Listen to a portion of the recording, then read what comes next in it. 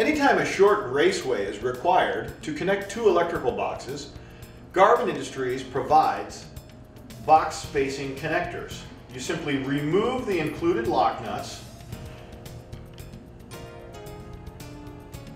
put the spacer inside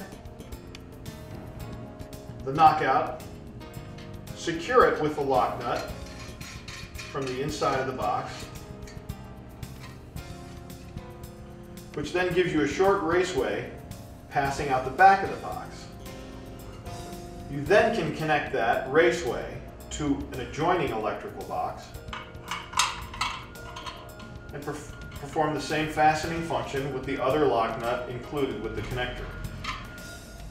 These are called box spacers, back-to-back connectors, and they come made for 1/2 inch knockouts and 3/4 inch knockouts.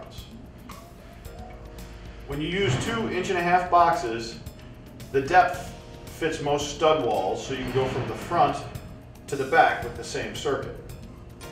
Garvin Industries also manufactures box spacers in extra long depths and any custom variation that you need.